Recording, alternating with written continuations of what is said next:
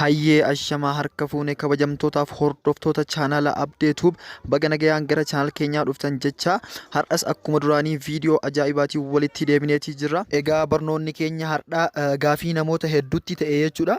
Namoota hedduutu koomentii irratti na gaafataa ture. Innis maal yoo jettan akkamitti Facebook irratti wantoota post goonee turre hunda isaaniitu yoo nu jibbisiise al tokko akkamitti diilet gochuu dandeenya bakka takka yeroo takka sakandii takka keessatti diilet gochuu dandeenya kan jedhu haala salphaa ta'een qabadhee isiniif dhiyaadhee jira. Viidiyoo kana hanga xumuraatti yoo daawwattan akka irraa hubattan abdiin qaba. Asumaan warrootni maamila haaraa taatan subscribe godhadhaatii viidiyoo guyyaa irraa guyyaatti gadhiifnu laaluu dandeettu jechuudha haala salphaa ta'een.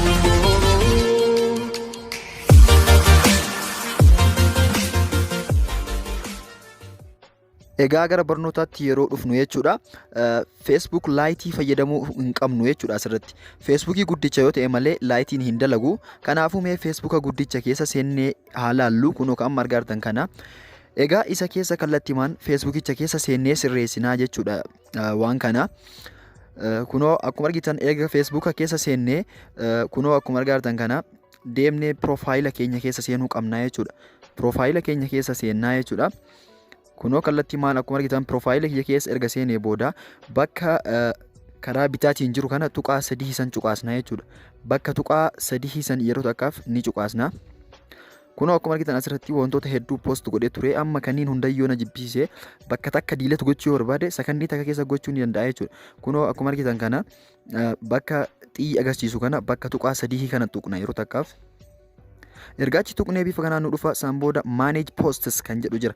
Isa san tuqnee bakka takka diilet gochuu dandeenya jechuudha. Manage posts san yeroo takkaaf kilik erga goonee bifa kanaan dhufa jechuudha postiidhaan nu achirratti gadhiisne hundu. San booda kunoo select goonee raayitiitti goonee akkuma argitan kana yeroo inni bifa kanaan nu dhufu raayitiitti goonee hunda isaaniitu bakka kana tuttuqnee raayitiitti goonaa jechuudha. San booda daqiiqaa takkatti hunda isaanii select goonee daqiiqaa takkatti hunda isaaniitu diilet gochuu dandeenya jechuudha. Waan baay'ee nama ajaa'ibuudha jechuudha. Viidiyoo kanarraa akka hubattan akka waan tokko irraa barattan abdiin qaba. Kunoo diilet posts kan jedhu kana cuqaasna san booda hunda isaaniitu bakka takka diilet gochuudhaaf. Kunoo akkuma asirratti argitan kana jechuudha. Kunoo akkuma argartan kana yoo dhoksuu illee barbaanne hide gochuu ni dandeenya jechuudha. Hunda isaaniitu dhoksuu ni dandeenya. Diilet gochuuf immoo kunoo karaa salphaa kana fayyadamaa isiniin jedha. Facebook laayitiin hin dalagu. Facebookiin guddicha fayyadamuu qabdan jechuudha.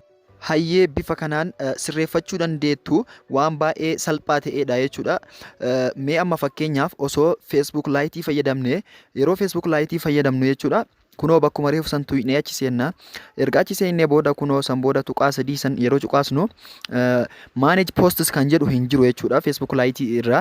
Akkasitti bakka tokko diilet gochuu hin dandeenyu nu rakkisa. Kanaafuu Facebooka guddicha fayyadamuu qabna jechuudha. Barnoota keenya har'aa asirratti xumurree jirra. Viidiyoo itti aanuun hanga walitti deebinutti warrootni maamila haaraa taatan subscribe godhadhaatii viidiyoo guyyaa irraa guyyaatti gadhiifnu argachuu ni dandeessu haala salphaa ta'een nagaa.